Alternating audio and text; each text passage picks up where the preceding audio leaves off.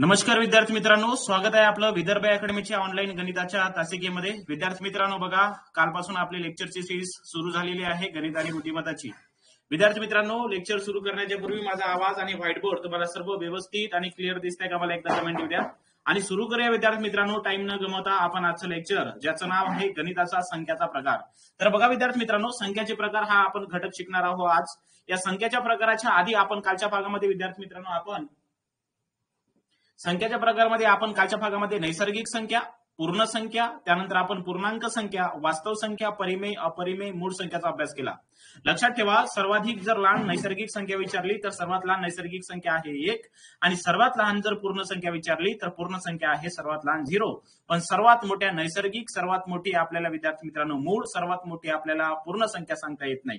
त्याच्यानंतर आपण परिमेय संख्या शिकलो होतो। परिमेय संख्येमध्ये नेमकं काय, तर त्या संख्येचे वर्गमूळ निघतात किंवा ज्या संख्येच्या छेदामध्ये शून्य व्यतिरिक्त इतर कोणताही अंक असतो त्याला आपण परिमेय संख्या असं म्हणत असतो, असं कालच्या भागामध्ये आपण पाहिलं होतं। किंवा ज्या जर एखाद्या संख्येची रिपिटेशन होत असते त्या संख्येला सुद्धा विद्यार्थी मित्रांनो आपण परिमेय संख्या असं म्हणत असतो। मग आपण पाहिलं होतं वर्गमूळामध्ये 45/5, मग ही परिमेय आहे का? तर हो, ही परिमेय आहे। कारण जर भाग दिला 45 ला 5 न, तर 5 9 45 आणि आपल्याकडे उत्तर आलं 9, 9चं वर्गमूळ बाहेर निघलं जाते 3, म्हणजे ते परिमेय संख्या आहे, बरोबर आहे। त्याच्यानंतर अपरिमेय घेतलं। अपरिमेय संख्या या विद्यार्थी मित्रांनो अंश आणि छेद या स्वरूपात लिहिल्या जात नाही। ज्या संख्येचे वर्गमूळ लिहिल्या जात नाही त्यांना सुद्धा आपण अपरिमेय संख्या असं म्हणत असतो। तर बघा, कालच्या भागामध्ये आपण मूळ संख्या म्हणजे नेमकं काय याचा घटकाचा अभ्यास केला होता। मूळ संख्या आहे 1 ते 100 पर्यंत 25, त्यांची बेरीज आहे 1060, बरोबर आहे। सर्वाधिक लहान मूळ संख्या आहे 2 आणि 2 अशी मूळ संख्या आहे जी सम आहे, बाकी सर्व विषम भेटेल, म्हणून 2 या संख्येला एक मात्र सममूळ संख्या असं म्हटलं जातं। 1 ते 100 मध्ये सर्वाधिक मोठी मूळ संख्या आहे मित्रांनो आपल्याला माहिती आहे कोणती, 97। त्याच्यानंतर जर आपण पाहिलं विद्यार्थी मित्रांनो तर बघा, आता नेक्स्ट आपला टॉपिक राहील तो म्हणजे संयुक्त संख्या। संयुक्त संख्या म्हणजे नेमकं काय, तर आपण बघा मूळ संख्या आपण अभ्यासलेल्या होत्या। मूळ संख्या अभ्यासत असताना विद्यार्थी मित्रांनो बघा, कालच्या घटकामध्ये आपण असं पाहिलं होतं की मूळ संख्या अभ्यासत असताना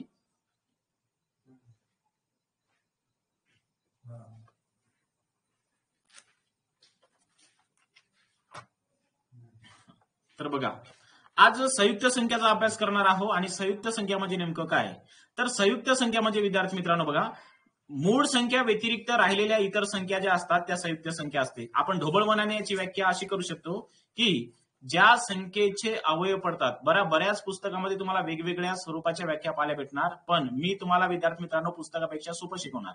ज्या संख्येचे विद्यार्थी मित्रांनो अवयव पडले जातात, ज्या संख्येचे अवयव पडले जातात त्यांना आपण संयुक्त संख्या म्हणतो, बरोबर आहे। आपण काल पाहिलं होतं या मूळ संख्याला कोणत्याही संख्येने भाग नाही जात, म्हणजे एक आणि त्याच संख्येने भाग जाते त्याला मूळ संख्या म्हणतो। संयुक्त संख्येचं जर दुसरं वैशिष्ट्य पाडतो म्हटलं विद्यार्थी मित्रांनो तर लक्षात घ्या, जर 1 ते 100 मध्ये किती संयुक्त संख्या आहे तर लक्षात घ्या, 1 ते 100 मध्ये संयुक्त संख्या विचारल्या तर 1 ते 100 मध्ये संयुक्त संख्या आहे विद्यार्थी मित्रांनो 74। एकूण किती आहे? 74। आता तुम्हाला वाटलं असेल की मास्तर 100 तर एकूण नैसर्गिक संख्या असते आणि 100 मधून जर संयुक्त संख्या आपण 25 बाहेर काढल्या तर 75 उरल्या, मग 75 पाहिजे ना?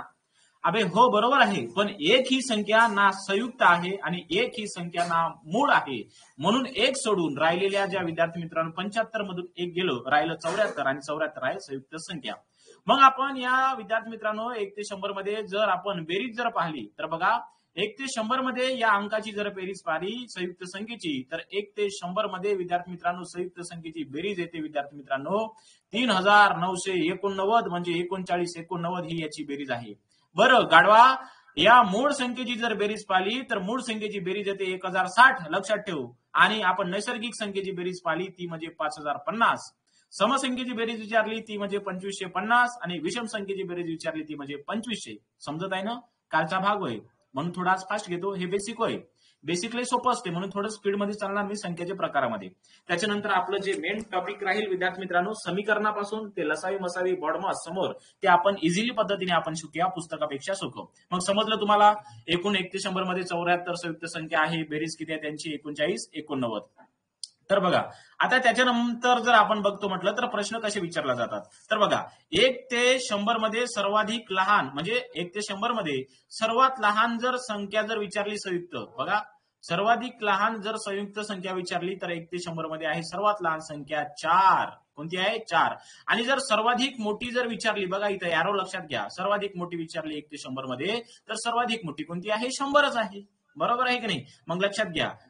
आता मला सांगा, ज्या संख्येचे अवयव पडले जातात त्याला संयुक्त संख्या म्हणतो. मग 4चे अवयव पडत नाही का? 1 न भाग जाते, 2 न भाग जाते, 4 न भाग जाते. या 100चे अवयव नाही पडत का? 25 न जाते, 5 न जाते, 50 न जाते. बरोबर आहे की नाही? याला म्हणायचं आपण कोणत्या संख्या?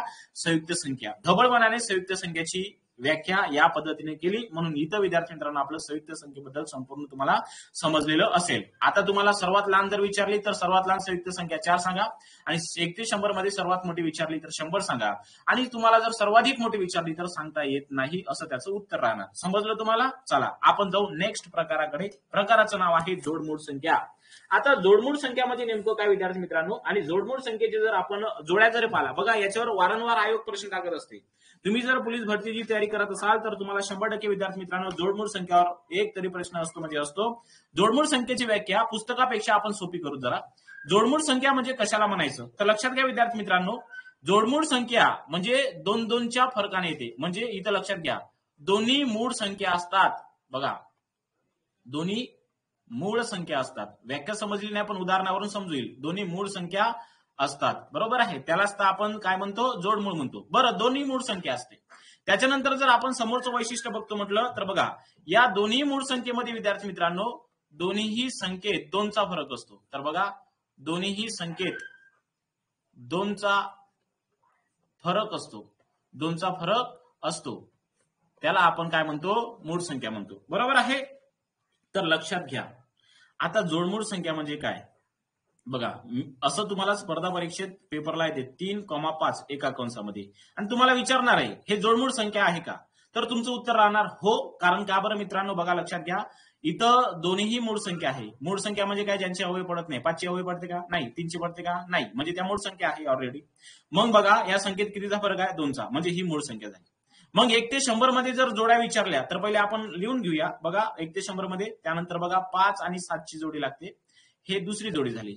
त्याच्यानंतर जर आपण तिसरा विचार केला तर बघा विद्यार्थी मित्रांनो, 11 आणि किती? 13. बघा, 11 आणि 13 ही एक आपल्याकडे जोडमूळ संख्या आहे. त्याच्यानंतर जर आपण फरक जाणून घेतलं तर बघा 17 आणि 19 ही आपल्याकडे एक जोडमूळ संख्या आहे. त्याच्यानंतर जर लक्षात घेतो म्हटलं तर बघा 29 आणि 31 ही एक जोडमूळ संख्या आहे. त्याच्यानंतर जर घेतो म्हटलं तर बघा 41 आणि 43 ही एक जोडमूळ संख्या आहे. त्याच्यानंतर जर बघतो म्हटलं तर बघा 59, बघा कोणती? 59 आणि 61 ही एक जोडमूळ संख्या आहे. त्याच्यानंतर बघा किती झाल्या? 3 आणि 3 6 आणि किती झाल्या? 7 झाल्या. आणि शेवटची जर पाहतो म्हटलं विद्यार्थी मित्रांनो तर 71 आणि 73, 71 आणि 73 ही एक जोडमूळ संख्या आहे. तुम्हाला निश्चित लक्षात यायला पाहिजे जोडमूळ संख्या म्हणजे काय. तर लक्षात घ्या, मी इथे एरो मधून टाकून देतो की 1 ते 100 मध्ये, बघा लक्षात घ्या, पेपरला असाच प्रश्न असतो सरळ. 1 ते 100 पर्यंत जोडमूळ संख्या किती? तर 1 ते 100 पर्यंत जोडमूळ संख्या किती आहे? जोड्या 8 जोड्या आहे. किती जोड्या आहे? 8 जोड्या. मग तुम्हाला प्रश्न असाच असतो, जोडमूळ संख्याच्या जोड्या किती 1 ते 100 मध्ये? तर 8. तर लक्षात घ्या, 3 आणि 5 ही एक जोडमूळ संख्या आहे. बघा, याच्यातला फरक जर काढता तर याच्यातला फरक 2 आहे, आणि दोन्ही या मूळ संख्या आहे. बरोबर आहे? इथं बघा 5 आणि 7चा जर फरक पाहिला तर 5 आणि 7चा फरक आहे 2, आणि दोन्ही मूळ संख्या आहे. ज्या संख्येने त्या संख्येला किंवा एकच भाग चालला. इथं बघा 11 आणि 13 याच्यात बघा 2चा फरक आहे. दोन्ही संख्याला एकाच संख्येने भाग जातो, म्हणजे दोन्ही संख्या मूळ आहे.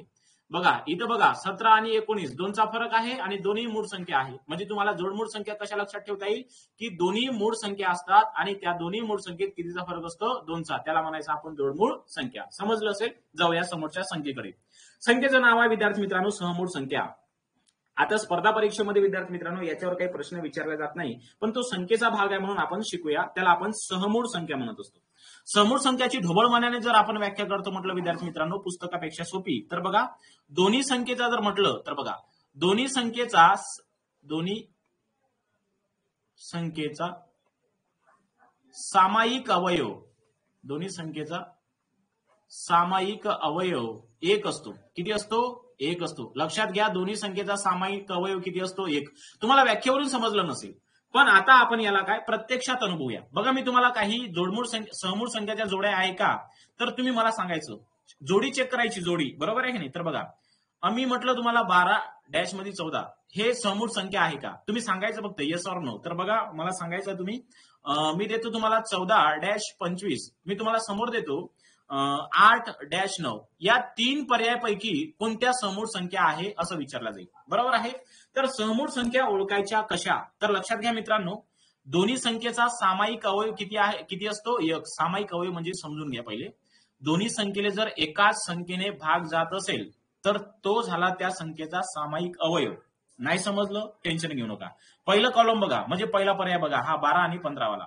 मी काय करतो 12 लिहून घेतो. 12ला कोणत्या संख्येने भाग जाते बघा. तर 12ला 1 न भाग जाते, 12ला 2 न भाग जाते, 12ला 3 न भाग जाते, 12ला 4 न भाग जाते, 12ला 6 न भाग जाते, 12ला 12 न भाग जाते. बरोबर आहे. तसंच खाली बघा 15 लिहून घ्या आणि 15ला कोणत्या संख्येने भाग जाते चेक करा. 15ला 1 न भाग जाते, 15ला 3 न भाग जाते, 15ला जर 5 न भाग जाते, 15ला 15 न भाग जाते. बरोबर आहे. आता दोन्ही या 12 आणि 15 तुम्ही जेव्हा वेळेस फॅक्टर पाडले तर या फॅक्टर मध्ये कोणकोणते अंक कॉमन दिसत आहे बघा. इथं 1 आहे, खाली बघा 1 आहे, इथं 2 आहे तर खाली 2 नाही, पण इथं 3 आहे तर इथं 3 आहे. म्हणजे याचा सामायिक जो अवयव आहे तो 1 नाही आहे. इथं 1 आहे, इथं 3 आहे. म्हणजे 2 सामायिक अवयव आले. म्हणजे विद्यार्थी मित्रांनो ही समूळ संख्या नाही. आपल्याला सामायिक अवयव किती पाहिजे? फक्त 1च पाहिजे. म्हणजे दोन्ही संख्येला एकाच संख्येने भाग गेला पाहिजे. आता रिचेक करू आपण या 14चं. तर बघा मित्रांनो 14 ही समूळ संख्या आहे किंवा नाही ओळखायची आहे. मग तुम्ही काय करणार? 14 लिहून घेणार. 14ला कोणकोणत्या संख्येने भाग जाणार पाहणार. 1 न 2 न जाते, त्याच्यानंतर जर आपण पाहिलं 7 न जातो. बरोबर आहे. त्याच्यानंतर आपण पाहिलं 14 न जातो. खाली बघा 25ला 1 न भाग जातो, 25ला 5 न जातो आणि 25ला 25. आता चेक करू ही समूळ संख्या आहे का. मला सांगा मित्रांनो 14चे अवयव काय पाडले तुम्ही? 1 2 7 4. इथं 1 हा अंक आहे. खाली बघा 25चे अवयव पाडले 1 5 25. इथं बघा 1 आहे. म्हणजे दोन्ही याच्यात 1 अंक हा कॉमन आहे. म्हणजेच कॉमन असल्यामुळे दोन्ही याची समूळ संख्याचं विद्यार्थी मित्रांनो 1 हा सामायिक अवयव आहे. म्हणून ही समूळ संख्या झाली. समजलं? त्याच्यानंतर बघा समजलं नसेल तर उदाहरण दुसरं बघा बाजूला ठेवलं आहे 8 आणि 9. तर बघा 8चे फॅक्टर पाडू आपण. 8चे फॅक्टर जर पाडतो म्हटलं या 8ला 1 न भाग जातो, 8ला जर विचारलं 2 न भाग जातो, 8ला 4 न भाग जातो, 8ला 8 न भाग जातो. 9 खाली ठेवा. 9ला कोणकोणत्या संख्येने भाग जातो? 1 न जातो, 3 न जातो आणि 9 न जातो. दोन्ही याच्यात चेक करा कोणते अंक डबल आले. तर कोणतेच अंक डबल न आले. इथं दोन्ही याच्यात तुम्हाला 1 हा अंक डबल दिसून राहिला. म्हणजे 1 शिवाय सामायिक अवयवच नाही. आणि ज्या संख्येचा 1 शिवाय सामायिक अंक नसतो त्याला आपण समूळ संख्या म्हणतो. बघा इकडे जर आपण लक्षात आलं 12 आणि 15 मध्ये तर इथं बघा 1 न गेला, इथं 1 न गेला, इथं 3 न गेला, इथं 3 न गेला. असं पाहिजे नाही. त्याला आपण समूळ संख्या म्हणत नाही. तर बघा विद्यार्थी मित्रांनो ह्या झाल्या आपल्या समूळ संख्या. आता जाऊ आपण समोरच्या संख्याच्या प्रकाराकडे. संख्याचं नाव आहे चौरस संख्या. याला तर आजपर्यंत विचारल्यात गेलेलं नाही परीक्षेमध्ये, पण लक्षात ठेवा चौरस संख्याला विद्यार्थी मित्रांनो वर्ग संख्या म्हणतात. काय म्हटलं जातं? चौरस संख्याला वर्ग संख्या म्हटल्या जातं. लक्षात ठेवा. आता वर्ग संख्या का बरं म्हटलं जातं? कारण त्या संख्येपासून चौरस तयार होतो. काय तयार होतं? चौरस तयार होतो. मग आता बघा ढोबळमानाने व्याख्या करू चौरस संख्येची विद्यार्थी मित्रांनो. तुम्ही सोप्या गोष्टी कडून जायचं. मग लक्षात घेऊ आपण ज्या संख्या वर्ग संख्या असतात बघा, ज्या संख्या वर्ग संख्या असतात, मग ज्या संख्या वर्ग संख्या असतात त्यांना आपण चौरस संख्या किंवा वर्ग संख्या म्हणतात. मग तुम्हाला म्हटलं मी 1 ही वर्ग संख्या आहे का? हो. 1चं वर्गमूळ किती? 1. म्हणजे 1 ही वर्ग संख्या आहे, चौरस संख्या आहे. 3 आहे का रे? तर 3 वर्ग संख्या नाही नव्हे. 3 वर्ग संख्या नाही म्हणजे ते चौरस संख्या कशी असणार? 4 घेतले तर आहे का? हो. 4चं वर्गमूळ निघते 2. म्हणजे हे 4 वर्ग संख्या आहे. बरं 5 आहे का? नाही. 9 आहे का? हो. कारण याचं वर्गमूळ निघते. बरं 16 आहे का? हो. त्याचं वर्गमूळ निघते. 25 आहे का? हो. त्यानंतर कोणतीही घ्या. 36 घ्या, 121 घ्या, 196 घ्या, 225 घ्या. बरोबर आहे का नाही? त्यानंतर जर पाहतो म्हटलं तर बघा मित्रांनो 576 घ्या, 576 घ्या. ह्या वर्ग संख्या आहे. आणि ज्या वर्ग संख्या असतात त्यांना आपण मित्रांनो काय म्हणत असतो? चौरस संख्या किंवा वर्ग संख्या असं म्हणत असतो. एकदम सोपी आहे. बरोबर आहे. चला समोर जाऊ आपण भागाकडे. विरुद्ध संख्या सर्वाधिक महत्वाचा प्रश्न. पोलीस भरतीची तयारी करत असेल तर सर्वाधिक महत्वाचं लक्षात ठेवायचं विरुद्ध संख्या. विरुद्ध संख्या म्हणजे काय? तर विरुद्ध संख्याला विद्यार्थी मित्रांनो आपण बेरीज व्यस्त संख्या असं सुद्धा म्हटलं जातं. काय म्हटलं जातं विरुद्ध संख्याला? बेरीज व्यस्त संख्या. बघा नाव लक्षात ठेवायचे. बेरीज व्यस्त संख्या किंवा विरुद्ध संख्या म्हणजेच त्याला आपण विरुद्ध संख्या किंवा बेरीज व्यस्त संख्या असं म्हणत असतो. आता याचं जर पाहतो म्हटलं विरुद्ध संख्या किंवा बेरीज व्यस्त संख्या म्हणजे नेमकं काय? तर बघा विद्यार्थी मित्रांनो ढोबळमानाने व्याख्या करून घेऊ आपण. एकमेकांचे चिन्ह बदलणे. बघा एकमेकांचे चिन्ह बदलणे, एकमेकांचे चिन्ह बदलणे म्हणजे विरुद्ध संख्या होय. एकमेकांचे चिन्ह बदलणे म्हणजे कोणती संख्या होय? विरुद्ध संख्या होय. तुम्हाला आता डायरेक्ट तुमच्या डोक्यापर्यंत गेलं असेल, विरुद्ध संख्या होय. एकमेकांचे चिन्ह बदलणे म्हणजे नेमकं काय? बघा मी तुम्हाला सांगतो मित्रांनो. मी विचारलं तुम्हाला 4ची विरुद्ध संख्या कोणती? बघा 4ची विरुद्ध संख्या कोणती? मग 4ची विरुद्ध 4 ऑलरेडी बघा इथं 4 आहे, पण हा 4च्या अलीकडे जे आहे ते प्लस मध्ये आहे, पण तुम्हाला हे चिन्ह लिहिल्या जात नाही, पण हे ऑलरेडी प्लस मध्ये असते. मग तुमच्या लक्षात यावं 4 हे प्लस मध्ये आहे, याची विरुद्ध संख्या म्हणजे चिन्ह बदलवा. प्लसचं काय झालं? मायनस. म्हणून 4ची विरुद्ध संख्या काय झाली? -4. क्लिअर आहे? तर बघा समोर जर घेतो म्हटलं, मी तुम्हाला विचारलं की बाबा सांग -5ची विरुद्ध संख्या सांगा. आता -5ची विरुद्ध संख्या चिन्ह बदलवा ना. मग -5ची विरुद्ध संख्या म्हटलं तर तुम्हाला सांगावं लागेल +5, पण याच्या समोर प्लसचं चिन्ह लिहिलं जात नाही. हे झालं विद्यार्थी मित्रांनो आपल्याला विरुद्ध संख्येबद्दलची माहिती. बरोबर आहे मित्रांनो? तर बघा अशा पद्धतीने आपण विद्यार्थी मित्रांनो संख्येचे प्रकाराकडे चाललेलो आहे. तर विरुद्ध संख्या म्हणजे तुमच्या लक्षात आलंच असेल. बरोबर आहे? बघा आता जर मी तुम्हाला विचारलं मित्रांनो का नेमकं बघा एखादी अपूर्णांकाचं गणित घेऊया. मी जर तुम्हाला म्हटलं -10/9, बघा -10/9 ची विरुद्ध संख्या कोणती? आणि तुम्हाला जर विचारलं -10ची विरुद्ध संख्या, तर तुम्ही काय करावं विद्यार्थी मित्रांनो? बघा -10 आहे ना, त्याला तसंच ठेवा इथं आणि छेदामध्ये बघा 9 ठेवा. म्हणजे हे बघा हे ऑलरेडी अपूर्णांक प्लस मध्ये आलेला आहे, तर त्याला म्हणायचं विद्यार्थी मित्रांनो आपण काय? -10/9 ची विरुद्ध संख्या कोणती आली? 10/9. बघा इकडल्या बाजूला मी परत तुम्हाला सांगतो, प्रश्न परीक्षेमध्ये कसे असतात. तुम्हाला जर विचारलं की बाबा 11/19 याची विरुद्ध संख्या काढा, 11/19 ची विरुद्ध संख्या काढा. मग तुम्ही विरुद्ध संख्या काढत असताना विद्यार्थी मित्रांनो कसं लिहावणार?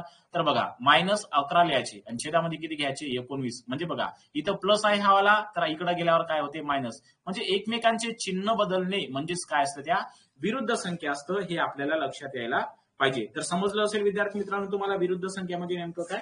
तर विरुद्ध संख्या म्हणजे एकमेकांचे चिन्ह बदलणे म्हणजेच काय असतं? त्या विरुद्ध संख्या असतं. क्लिअर आहे सर्वांना विरुद्ध संख्या म्हणजे? ओके. तर बघा आता जाऊ आपण समोरच्या भागाकडे.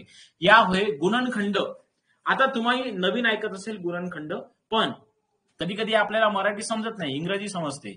आता बघा गुणनखंड म्हणजे नेमकं काय? तर गुणनखंडाला विद्यार्थी मित्रांनो आपण इंग्लिशमध्ये फॅक्टोरियल असं म्हणत जातो. काय म्हणतो? फॅक्टोरियल. बरोबर आहे का नाही? फॅक्टोरियल जर पाहतो तर फॅक्टोरियलचं चिन्ह बघा या पद्धतीचं असते. कोणत्या? या पद्धतीचं चिन्ह म्हणजे फॅक्टोरियलचं चिन्ह असते. बरोबर आहे का नाही? मग जर फॅक्टोरियल जर म्हटलं तर त्याला मराठीमध्ये गुणनखंड म्हणतो आपण. काय म्हणतो? गुणनखंड. उदाहरणार्थ बघा मी म्हटलं 5 फॅक्टोरियल. मग 5 फॅक्टोरियल म्हणजे नेमकं काय? तर लक्षात घ्या 5 फॅक्टोरियल म्हणजे 5 गुणनखंड.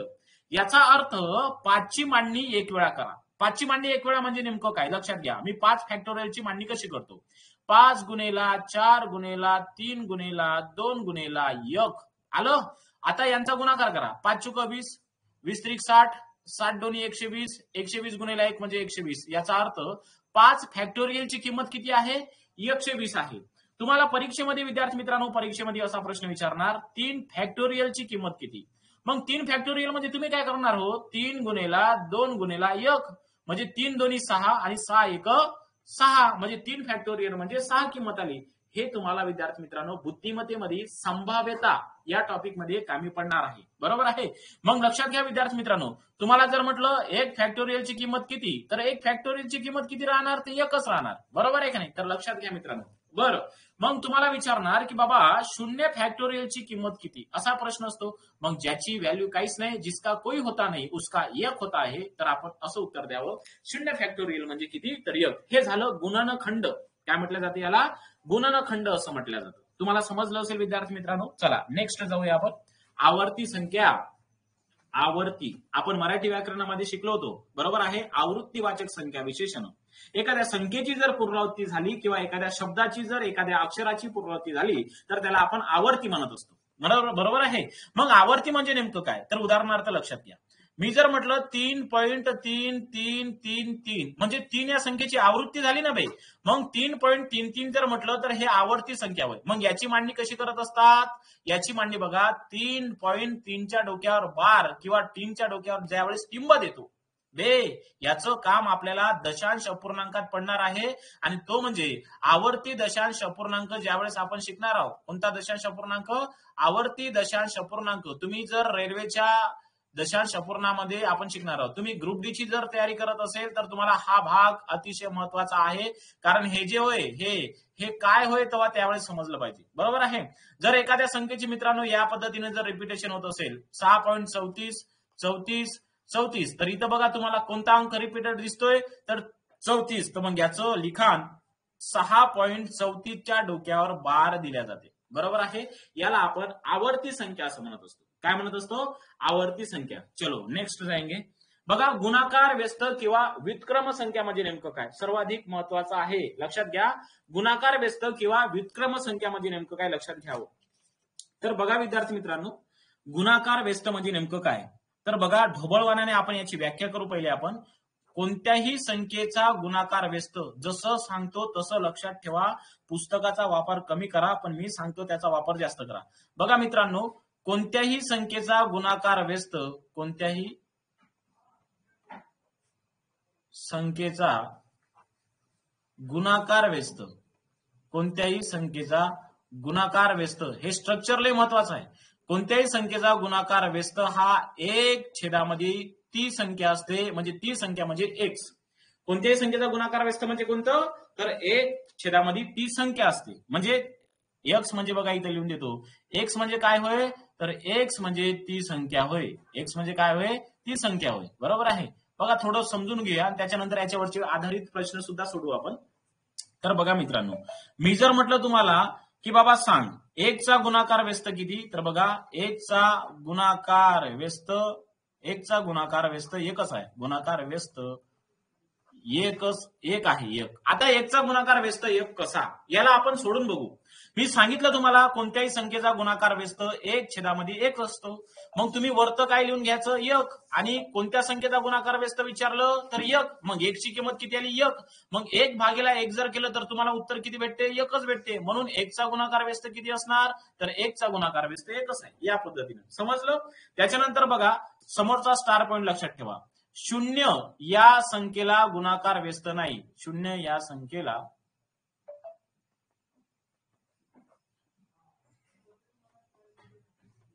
गुणाकार व्यस्त नाही. बघा शून्यला गुणाकार व्यस्तच नाहीये, कारण तुम्ही जर असं करतो म्हटलं कसं, की कोणत्याही संख्येचा गुणाकार व्यस्त संख्या काय होते, एक छेद एक्स. मग एक घेऊन घ्या आणि छेदामध्ये शून्य घेऊन घ्या. मला सांगा हो, एक भागीला जर शून्य केलं तर याचं उत्तर काय काय येते, एक येते का नाही, तर याचं उत्तर काय येते, इन्फिनिटी येतात. काय ते, इन्फिनिटी होते. बरोबर आहे की नाही. मग लक्षात घ्या मित्रांनो, हे एकला गुणाकार व्यस्त नाही, कारण त्याचं उत्तर इन्फिनिटी आलंय. बरोबर आहे. तर कोणत्याही संख्येचा गुणाकार व्यस्त किती असतो, एक असतो. तर खाली लक्षात घ्या, जर मी तुम्हाला विचारलं मित्रांनो की 5चा गुणाकार व्यस्त किती, बघा 5चा गुणाकार व्यस्त किती, मग तुम्ही सांगायचं कोणत्याही संख्येचा गुणाकार व्यस्त किती असतो, एक छेद एक्स असतो. एक्स म्हणजे ती संख्या होय. मग 5चा गुणाकार व्यस्त एक्स एक लिहून घ्या आणि छेदामध्ये एकची व्हॅल्यू किती दिली आहे, 5 दिली आहे. म्हणजे 5चा गुणाकार व्यस्त किती झाला, 1/5 झाला. बरोबर आहे. बघा प्रश्न क्रमांक जर आपण दुसरा घेतो म्हटलं तर खाली बघा मित्रांनो, मी तुम्हाला विचारलं -10/9चा गुणाकार व्यस्त किती, -10/9चा गुणाकार व्यस्त, -10/9चा गुणाकार व्यस्त किती, तर -10/9चा गुणाकार व्यस्त किती होणार आहे. बघा गुणाकार व्यस्त म्हणजे आता नेमकी इथे समजून घ्या मित्रांनो. आता हा 9 जो आहे तो जाईल वरत आणि 10 कुठे येणार, खालतं. बरोबर आहे. पण हे जे चिन्ह आहे, चिन्ह कोणाला द्यायचं, तर चिन्ह हे वरतच राहणार आहे. कुठे राहणार आहे, वरतच राहणार आहे. म्हणून लक्षात घेऊन घ्या विद्यार्थी मित्रांनो. समजलं. -10/9चा गुणाकार व्यस्त आला -9/10. जेव्हा अपूर्णांकात असते तेव्हा तो अपूर्णांक उलटा करणे म्हणजे व्यस्त करणे होते. जर एखादी मूळ संख्या असती, मूळ संख्या म्हणजे बघा अशी पूर्ण संख्या, तर त्या संख्येला आपण 1/x असं लिहू शकतो. बरोबर आहे. तर हा झाला गुणाकार व्यस्त संख्या. याच्यावर विद्यार्थी मित्रांनो आपल्याला आधारित प्रश्न सोडवायचे आहे. तर बघा मी तुम्हाला 1-2 अजून एक्झाम्पल सांगून देतो. इथं मी जर विचारलं तुम्हाला 5/8चा गुणाकार व्यस्त किती, 5/8चा गुणाकार व्यस्त किती, 5/8चा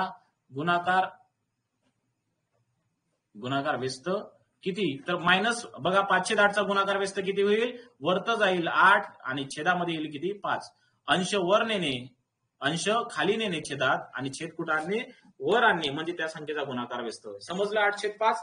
याच्यावर आधारित आपल्याला प्रश्न सोडवायचे आहे आणि ते प्रश्न कसे असतात आहे तुमच्या स्क्रीनच्या समोर. बघा 5/4 ची गुणाकार व्यस्त संख्या आणि 4/5 ची बेरीज व्यस्त संख्या. बेरीज व्यस्त आणि गुणाकार व्यस्त आपण शिकलेलो आहे. बेरीज व्यस्त म्हणजे विरुद्ध संख्या होय. बघा लक्षात घ्या. इथं बघा मित्रांनो, आता आपण सोडूया याला. बघा 5/4 ची गुणाकार व्यस्त. आता 5/4 ची गुणाकार व्यस्त म्हणजे किती होणार? 4/5 होईल. बरोबर आहे, 4/5 होईल. हे झालं 5/4 ची गुणाकार व्यस्त. समोर वाचा. इकडे बघा 4/5 ची बेरीज व्यस्त म्हटलं. काय म्हटलं त्याने? बेरीज व्यस्त. बेरीज व्यस्त म्हणजे विरुद्ध संख्या होते, एकमेकांचे चिन्ह बदलणे म्हणजे बेरीज संख्या होय, म्हणजे विरुद्ध संख्या होय, म्हणजे बेरीज व्यस्त संख्या होय. मग त्यांची काय करा म्हणते तुम्हाला? इथं बघा बेरीज करा म्हणते. बेरीज, बरोबर आहे. मग आपण काय करूया? 4/5 हे 5/4 ची गुणाकार व्यस्त झाली आहे आणि त्याला आपण बेरीज करू, प्लस मध्ये घेऊ. बरोबर आहे. कशात घेऊ? प्लस मध्ये घेऊ. आता बघा याची जर बेरीज व्यस्त करतो म्हटलं तर याची बेरीज व्यस्त किती होईल? तर बघा प्लस आहे तर इथं होईल -4 किती? 5. हे झालं 4/5 ची बेरीज व्यस्त संख्या. लक्षात घ्या, गुणाकार व्यस्त म्हणजे खालचा छेद अंशात जाते, वरचा अंश खाली येते, त्याला गुणाकार व्यस्त म्हणते. आणि बेरीज व्यस्त म्हणजे चिन्ह बदलावं लागते फक्त, तिथं खालचं वरचं काय देणे घेणं नसते. तर बघा आता कंसामध्ये मी लिहून घेतो इथं -4/5. हे 4/5 ची काय झाली? बेरीज व्यस्त झाली. याची करायची बेरीज. काय करायची? बेरीज. बघा मग आता लक्षात घ्या मित्रांनो, 4/5 जशानी तसे राहणार आहे. बघा इथं प्लसचं चिन्ह आहे, इथं कोणतं चिन्ह नाही म्हणजे गुणाकाराचं चिन्ह असते, आणि इथं वजाबाकीचं चिन्ह आहे. आणि प्लस गुणिला वजा म्हणजे उत्तराचं चिन्ह असते काय? वजा. ते समोर शिकू आपण, फक्त लक्षात घ्या इथं. आणि समोरचा अपूर्णांक 4/5 जशाने काय असतो तसा. मग बघा छेद समान आहे. छेद समान असताना अंशाची वजाबाकी करणार, कारण वजाचं चिन्ह आहे. प्लस असते तर अंशाची बेरीज केली असती. मग 4तून 4 गेले, राहिले 0. आणि छेदामध्ये किती रुपये झाला? जशाने तसा 5. आणि तुम्हाला माहिती आहे कोणत्याही संख्येला जर 0 भागलं, बरोबर आहे. बघा शून्याला जर कोणत्याही संख्येनं जर भागलं तर शून्याला कोणत्याही संख्येनं भागल्याच्या नंतर बघा आपलं उत्तर काय येते? तर आपलं उत्तर हे 0 येते. काय येते? 0 येते. तर बघा विद्यार्थी मित्रांनो, 5/4 ची गुणाकार व्यस्त संख्या आणि 4/5 ची बेरीज व्यस्त संख्या यांची बेरीज आली आपल्यापाशी किती? 0. किती आली? 0 आली. बरोबर आहे. तर बघा अशा पद्धतीने तुम्हाला विद्यार्थी मित्रांनो समजलेलं असेल. बघा मी परत एकदा रिचेक करून सांगतो तुम्हाला विद्यार्थी मित्रांनो की आपण उत्तर कसं काढलं 0.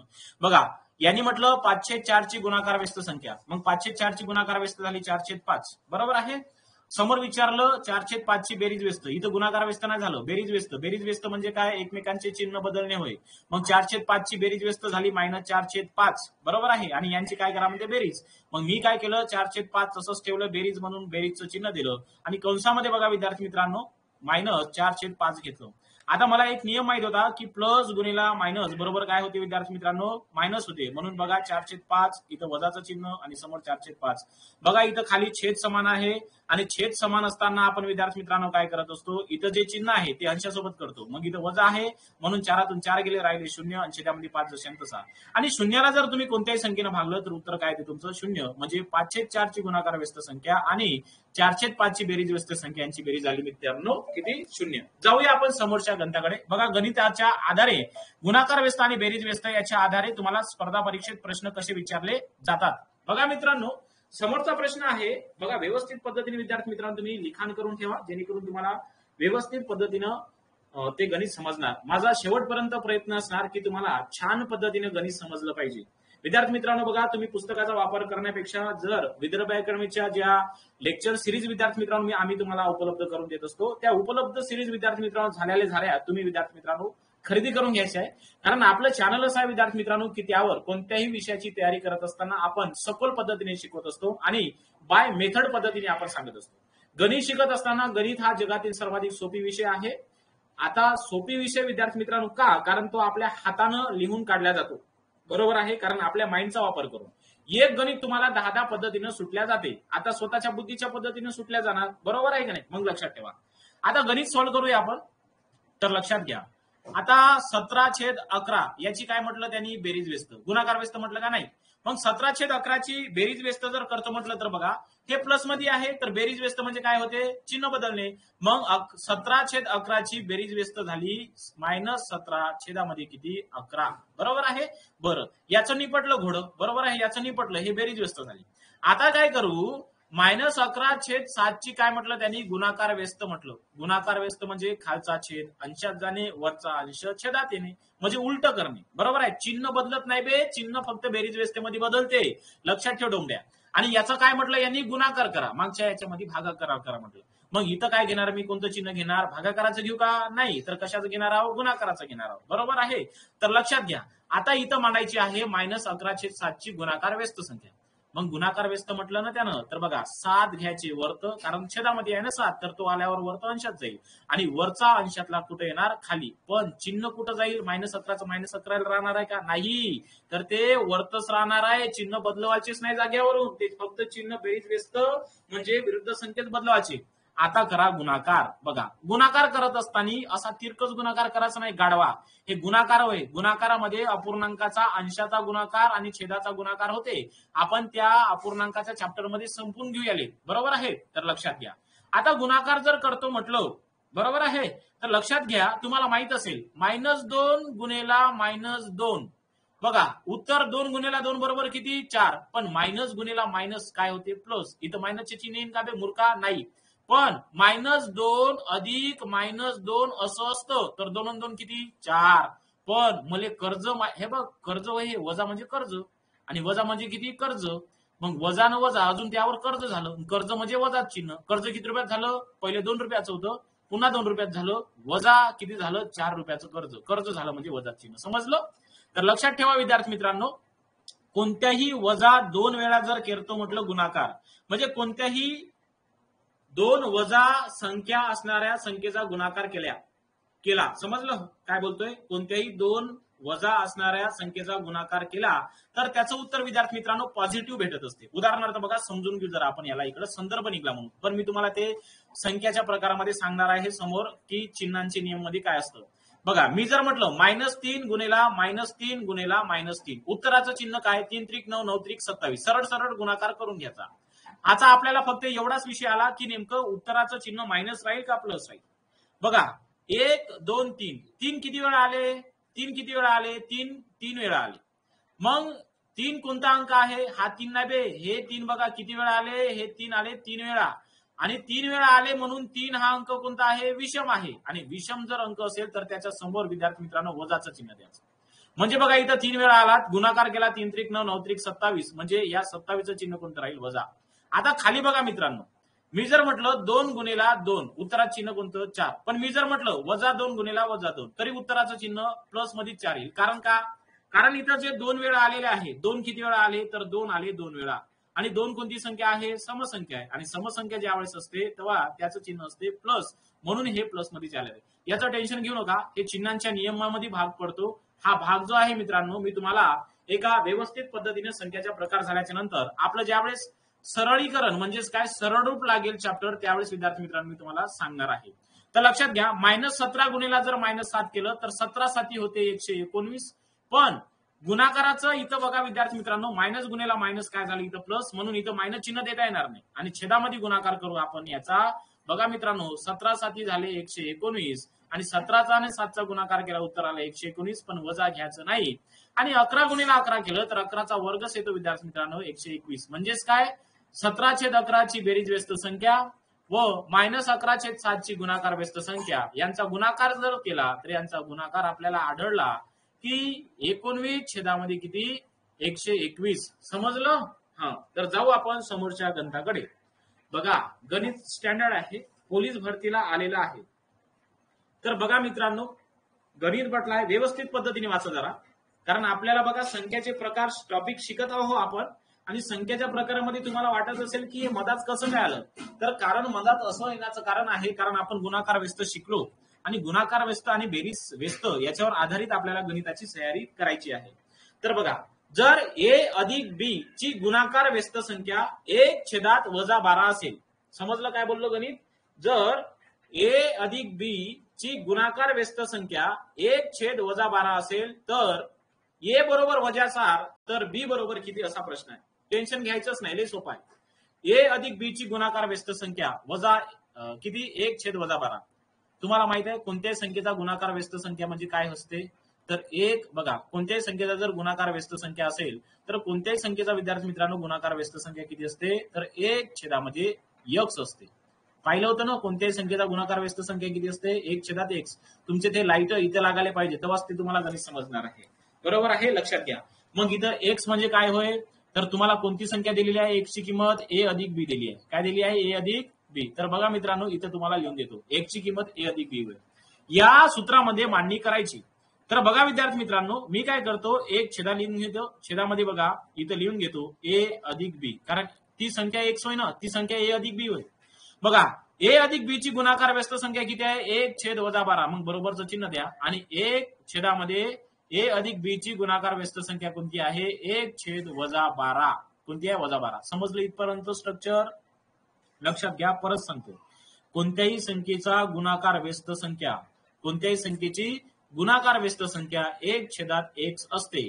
x म्हणजे काय तर x म्हणजे दिलेली संख्या होय.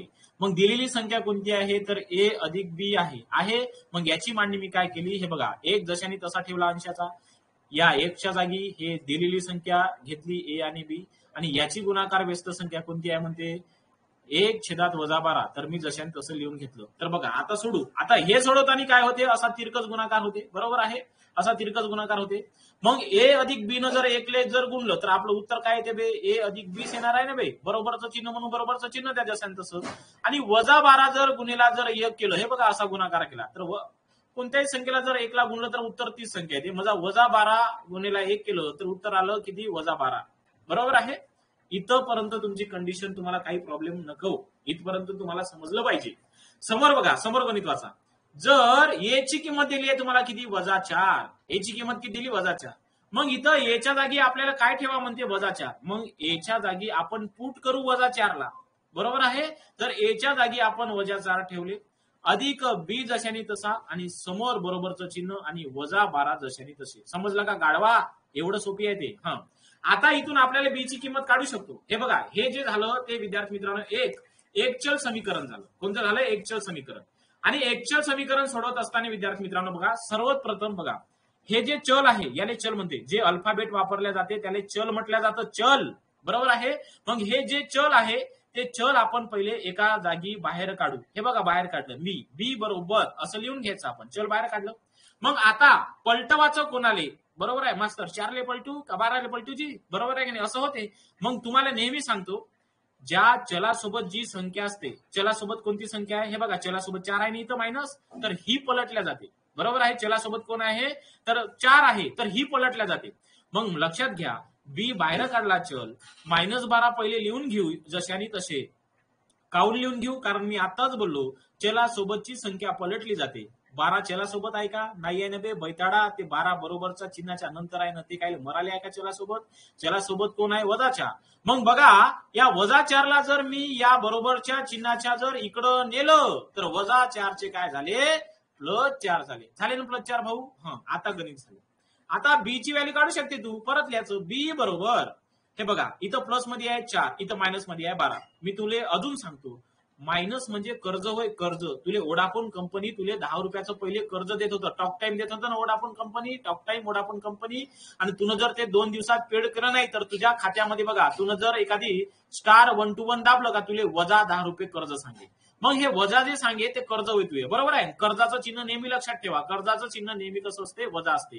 तर तुमच्या पगाराचं जे चिन्ह असते ते कसं असते प्लस मध्ये असते. मग तुमचा पगार जे आहे तो पगार आहे तुमचा इथं 4 रुपये आणि कर्ज आहे तुमच्यावर 12 रुपयावर. मग तुमचा पगार 4 रुपये झाला. तुम्ही त्या वोडाफोन कंपनीला 4 रुपये देऊन दिले तरी तुमच्यावर कर्ज आहे. आणि कर्ज आहे म्हणजे वजा आहे. आणि कर्ज तुम्ही सांगा 4 रुपये दिल्याच्या नंतर किती रुपये आहे तुमच्यावर अजून 8 रुपये कर्ज आहे. म्हणजे बी ची व्हॅल्यू किती आली इथं बी ची व्हॅल्यू आली विद्यार्थी मित्रांनो 8. आणि ज्यावेळेस ए अधिक बी ही गुणाकार व्यस्त संख्या असेल 1/12 तर ए बरोबर जर -4 असेल तर बी ची किंमत राहील विद्यार्थी मित्रांनो -8. किती राहील -8. बरोबर आहे. तर अशा पद्धतीने आपण सोडू शकतो. तर बरोबर आहे. जरी तुम्हाला समजलं नसेल एवढा दिमाग लावायचा नाही. तर बघा याला फटकन कसं सोडवायचं 2 मिनिटांमध्ये तमाशा करून टाकू आपण. बरोबर आहे. तुमच्या पर्यायामध्ये असं कुठंतरी प्रश्न असते 8 असते 4 असणार -8 असणार आणि -2 असणार. असणार का नाही बे? बरोबर आहे. बघ पर्यायावरून, ज्याला एलिमेंट्स बद्दल म्हटले जाते, पर्याय कट. बघा कसं सोडवतो. कोणत्याही संख्येची गुणाकार व्यस्त संख्या मला माहित आहे. कोणत्याही संख्येची गुणाकार व्यस्त संख्या 1/x असते. काय असते? 1/x असते. तुला ए ची किंमत दिलेली आहे गाडवा इथं -4. मग ए ची किंमत दिलेली आहे आणि गुणाकार व्यस्त संख्या किती आहे म्हणते ती 1/12. म्हणजे बघा 1/1 ची व्हॅल्यू 1/1 ची व्हॅल्यू ही 1/-12 यायला पाहिजे. मग एक जशाने तसा लिहून घेऊ. बरोबर आहे. ए ची किंमत माझ्याकडे किती दिली? -4 दिलेलीच आहे. मला ऑप्शन पैकी कोणती पद्धत घ्यावी लागेल? ऑप्शन पैकी कोणती संख्या घ्यावी लागेल जेणेकरून मला यांची बेरीज जर केली तर यांची बेरीज मला -12 भेटणार. बघा जर मी 8 जर घेतले तर -4 अधिक 8 बरोबर -12 होते का गाडवा? नाही, 4 होते. बरोबर आहे. मग मी 8 जर घेतले तर -4 अधिक -8 जर केलं तर मला उत्तर भेटते -8 अधिक -4 बरोबर -12. हे डायरेक्ट माझी एलिमेंट्स पद्धत राहणार आहे विद्यार्थी मित्रांनो. Option cut. बरोबर आहे. पण ही आपली बाजूची मेथड झाली. हे शिकल्याच्या नंतर तुम्हाला ऑटोमॅटिक हे येत असते. म्हणून सर्वाधिक पहिले या मेथडनं चाला. त्या मेथडनं तुम्हाला गणित सुटणार आहे. तर समजलं असेल विद्यार्थी मित्रांनो तुम्हाला व्यवस्थित पद्धतीने. जाऊया विद्यार्थी मित्रांनो आपण समोरच्या गणिताकडे. तर बघा गणित आहे आपलं बघा या पद्धतीचं. बघा तर गणित आहे विद्यार्थी मित्रांनो आपलं या पद्धतीनं. गणित काय सांगते नीट लक्षात घ्या. सेम गणित आहे आत्ताच. 1/m अधिक n. बरोबर आहे. 1/m अधिक n ची गुणाकार व्यस्त संख्या किती आहे? -19. बघा इथं डायरेक्ट दिलेलं आहे तुम्हाला. डायरेक्ट दिलं. मागच्या प्रश्नामध्ये बघा a अधिक b ची गुणाकार व्यस्त संख्या 1/12 होती. या गणितामध्ये तुम्हाला डायरेक्ट दिला आहे 1/m ही गुणाकार व्यस्त संख्या -19 आहे. दोन्ही संख्येमध्ये फरक बघा. हे बघा फरक. हे फरक बघा इथं. तुम्हाला हाच फरक लक्षात यायला पाहिजे. हाच फरक लक्षात घेण्यासाठी मी आलेलो आहे. लक्षात घ्या. बघा लक्षात घ्या. जर a अधिक b ची गुणाकार व्यस्त संख्या 1/12 आहे आणि या गणितामध्ये काय म्हटलं त्यानं 1/m अधिक n ची गुणाकार व्यस्त संख्या ऑलरेडी दिली आहे. कोणती? -19. बरोबर आहे. मग आपण लक्षात घेऊ विद्यार्थी मित्रांनो 1/m अधिक n ची गुणाकार व्यस्त संख्या जर -19 असेल तर आपण मांडणी कशी करू विद्यार्थी मित्रांनो? कोणत्याही संख्येचा गुणाकार व्यस्त संख्या 1/मध्ये काय राहते? x म्हणजे ती संख्या राहते. बरोबर आहे. एवढं तुम्हाला प्रॉब्लेम नसावा इथं. समजलं? कोणत्याही संख्येची गुणाकार व्यस्त संख्या 1/x असते. बरोबर आहे. मग मला सांगा रे बघा मग मला सांगा 1/m अधिक n ची गुणाकार व्यस्त संख्या किती? तर याची गुणाकार व्यस्त संख्या उलटी होईल ना बे. m अधिक n छेदामध्ये किती? 1. मास्तर कसं हो? याच्या आधी तर तुम्ही मला सांगितलं होतं बघा a अधिक b ची गुणाकार व्यस्त संख्या 1/a अधिक b असते. अबे हो, पण इथं वर्तले का छेदामध्ये किंवा तुझ्या इथं वर्त छेदामध्ये 1 दिन होता का असा? नाही ना बे. जेव्हा वर्त 1 नव्हता या गणितामध्ये बघले का तू? या गणितामध्ये बघ तुले वर्त दिलेला आहे म्हणजे 1/m अधिक n ची गुणाकार व्यस्त संख्या -19 असेल. याचा अर्थ आपण असं घेऊ शकतो 1/m अधिक n याची गुणाकार व्यस्त संख्या हे जाणार वर्त आणि वरचा एक येणार खालतं. याला जर सोडवतो म्हटलं तर याचं उत्तर येते विद्यार्थी मित्रांनो m अधिक n. समजलं? हा. तर बघा विद्यार्थी मित्रांनो आता आपल्याला समोर सोडवायचं आहे. लक्षात राहील तुमच्या? तर बघा सोडवायचं कसं मांडणीनुसार सांगतो. बघा मित्रांनो m अधिक n छेदामध्ये 1 हे गुणाकार व्यस्त झाली 1/m ची. बरोबर आहे. 1/m ची गुणाकार व्यस्त संख्या झाली. 1/m ची गुणाकार व्यस्त संख्या होत असताना बघा याची गुणाकार व्यस्त जी संख्या आहे ते आहे -19. किती आहे? -19 आहे. आता याला सोडून घेऊ. सोडून घेत असताना काय होते बघा m अधिक n हे बरोबरचं चिन्ह हे चलपद होय. बघा या चलासोबत मित्रांनो m अधिक n या चलासोबत हा जो एक आहे भागाकारात आहे आणि हा भागाकारात असल्याच्या नंतर बरोबरच्या चिन्हाच्या पलीकडे जर गेला तर हा गुणाकारात जातो. मग इथं -19 गुणिला जर 1 केलं तर इथं विद्यार्थी मित्रांनो उत्तर किती येणार? 19. पण इथं एक तुम्हाला कंडिशन दिली आहे. इथं n ची किंमत दिली आहे. हे बघा n ची किंमत किती आहे म्हणते इथं? -4. किती आहे? -4. मग इथं पुट करणं बे. इथं पुट करणं का तू या n ची किंमत. मग लक्षात घे m बघा इथं आता पुट करायची. पुट कशी करायची? m अधिक n ची किंमत किती? कंसामध्ये -4 आणि बरोबरचा चिन्हानंतर इथं घेणे येणार -19. बरोबर आहे. आता हे सोडवायचं आहे. लक्षात घ्या चलपद बाजूला काढून घेणे अत्यंत महत्वाचं असते. म्हणून मी चलपद इथं m आहे म्हणून बाजूला काढलं. आता बघा आता मी मास्टर 4 लिहू पहिले का 19 लिहू असं तुमचं झालं गोंधळ झाला. मी पहिले सांगलं होतं बैताडा तुला का ज्याच्यासोबत चलपद असते ती संख्या चेंज होत असते. बरोबर आहे, म्हणजे बदलत असते. मग तुला इथं काय लिहायला लागेल, पहिले इथं तुले -19 लिहायला लागल. बरोबर आहे. आता चलासोबत -4 आहे, याने तिकडे घेऊन जाणं गाडवा. मग -4 जर बरोबरच्या चिन्हाच्या नंतर गेल्या तिकडं, तर ते -4चं काय झालं बे, तर -4चं झालं ते +4. समजलं? हा. तर यम बरोबर, आता बघा इथं माझं पगार किती रुपये आहे, पगार बघा बे, पगार प्लस मध्ये असते. मग इथं बघा माझा पगार 4 रुपये आहे, पण कर्ज मायावर बघा 19 रुपये आहे. माझा पगार झाला 4 रुपये आणि 4 रुपये देऊन दिला, तरी मायावर कर्ज आहे का, किती रुपयाचं, 15 रुपयाचं. मग कर्ज आहे ना, मग लिहि ना इथं वजाचं चिन्ह. आणि इथं यम ची किंमत आली विद्यार्थी मित्रांनो, किती, यम ची किंमत आली -15. तर बघा अशा पद्धतीने आपण सोडू शकतो. बरोबर आहे विद्यार्थी मित्रांनो. तर अशा पद्धतीने आपण ते सोडवायचं आहे गणित. तर तुम्हाला व्यवस्थित पद्धतीने समजलेलं असेल. जाऊया आपण समोरच्या प्रश्नाकडे विद्यार्थी मित्रांनो. बघा इथं गुणाकार व्यस्त संख्या आणि बेरीज व्यस्त संख्या याचे गणित आपले संपलेले आहे. आता आपली समोरचा संख्याचा प्रकार लागला ते म्हणजे बायनरी संख्या. बायनरी संख्या कोणत्याही संख्या लिहित असताना दोन पद्धतीने लिहिल्या जातात. किती पद्धतीने लिहिल्या जातात, दोन पद्धतीने लिहिल्या जातात. पहिली जर संख्या पाहिली तर त्याला आपण म्हणतो विद्यार्थी मित्रांनो दशांश संख्या. कोणत्या संख्या, दशांश संख्या. आणि एक आहे विद्यार्थी मित्रांनो बायनरी संख्या. बायनरी संख्या, बायनरी संख्या समजून घेण्यासाठी आपण उदाहरणाकडून आपण व्याख्येकडे जाऊ. बायनरी संख्या समजण्यासाठी कुठे जाऊ, उदाहरणाकडून कुठे जाऊ, व्याख्येकडे जाऊ. मग बघा, मग मी तुम्हाला म्हणतो 12 या संख्येचे बायनरी संख्येत रूपांतर करा. बघा 12 या संख्येचे कोणत्या संख्येत रूपांतर करा, बायनरी संख्यात. बघा मग विद्यार्थी मित्रांनो बायनरी संख्येची मांडणी बघा या पद्धतीने केली जाते. बघा असा कंस घ्यायचा आणि कंसाच्या खाली 2 लिहायचे. समजलं तुम्हाला? हा. तर लक्षात घ्या विद्यार्थी मित्रांनो, तर अशा पद्धतीने ते बायनरी संख्या लिहिल्या जातात. तर बघा आपण 12 या संख्येला बायनरी संख्येत रूपांतर करू. बघा मांडणी, बघा मांडणी कशी करायची. मांडणी फक्त बघा, बाकी काहीच नाही. आपण उदाहरणाकडून बघा त्याच्या व्याख्येकडे जातो. इथं लिहायचा 1. 1 ची दुप्पट किती झाली, 1 ची दुप्पट होते 2. 2 ची दुप्पट किती होते, 2 ची दुप्पट होते 4. 4 ची दुप्पट किती होते, 8. बघा बस एवढंच घेऊन घेऊ, तुम्ही वाढवत जाऊ शकता. पण मला बघा आता काय करायचं आहे नेमकं, इकडून जायचं उजवीकडून डावीकडे जायचं. उजवीकडून कुठं, इथं बघा लिहून देतो, उजवीकडून डावीकडे जाणे. उजवीकडून कुठं जाणे, डावीकडे जाणे. उजवीकडून डावीकडे जाणे. बायनरी संख्या आपण शिकत आहोत. तुम्ही जर सेंट्रल लेवलची ग्रुप डी ची जर तयारी करत असेल तर त्यावेळेस तुम्हाला त्या ग्रुप डीच्या किंवा एसएससी जीडीच्या पेपरमध्ये बायनरी संख्या म्हणजे नेमकं काय याच्यावर प्रश्न विचारला जातो. मग मी सर्वात प्रथम काय केलं, उजवीकडून गेलो. उजवीकडून संख्येची मांडणी कशी केली, 1 पासून. 1 ची दुप्पट 2, 2 ची दुप्पट 4, 4 ची दुप्पट 12. आता मला काय शोधायचं इथं, पण मला इथं बायनरी संख्या कोणत्या संख्येचे रूपांतर करा म्हटलं, 12चे. मग मला सांगा इथले कोणकोणते अंक घेतले पाहिजे जेव्हा त्यांची बेरीज 12 येईल. मी मराठीत बोलत आहोत. या 4 संख्येपैकी कोणत्या संख्या घेतल्या पाहिजे जेणेकरून त्यांची बेरीज किती आली पाहिजे, 12. तर बघा मी घेऊन पाहतो 4, मी घेऊन पाहतो 2, मी घेऊन पाहतो 1. 4 अधिक 2 बरोबर 6, 6 अधिक 1 बरोबर 7. नाही होत ना बे. मग मला सांगा मी जर 8 घेतला, बरोबर आहे, मी जर 4 घेतलं तर 8 अधिक 4 बरोबर 12. बस झालं. 8 आणि 4 अंक घेतल्याच्या नंतर बेरीज 12 भेटली. समजलं? हा.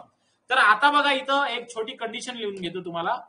ज्या संख्या तुम्ही बेरजेसाठी घेतल्या, बघा ज्या संख्या घेतलेल्या आहे, ज्या संख्या घेतल्या आहे त्यांच्यासाठी आपण 1 वापरायचा. काय वापरायचा, 1 वापरायचा. बरोबर आहे. आणि जर विद्यार्थी मित्रांनो ज्या संख्या घेतल्या जात नाही, ज्या संख्या घेतल्या नाही त्यासाठी आपण काय वापरायचं, 0 वापरायचं. मग मला सांगा 12 संख्याची बेरीज करत असताना तुम्ही 8 घेतला, हो घेतला, तर त्यासाठी 1 वापरा.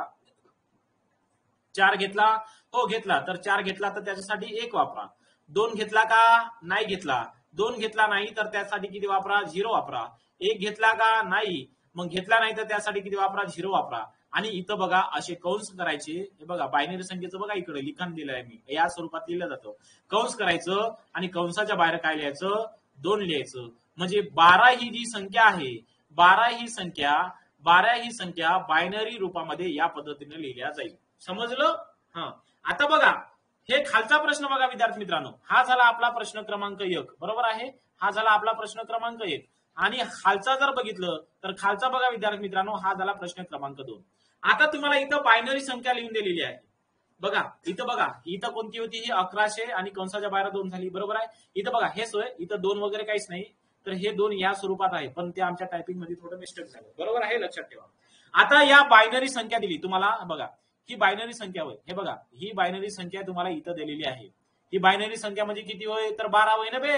मग 12 कसे काढायचे हे तर शोधता आलं पाहिजे. बायनरी संख्येचे रूपांतर दशांश संख्येमध्ये कसे करायचे, दशांश संख्येचे रूपांतर बायनरी संख्येत कसे करायचे हे तर आपल्याला माहिती पाहिजे ना. तर बघा बायनरी संख्येचे रूपांतर त्यांनी दशमान संख्येत करायला सांगितले. म्हणजे आता लक्षात घ्या कशा पद्धतीने आपण जायचं.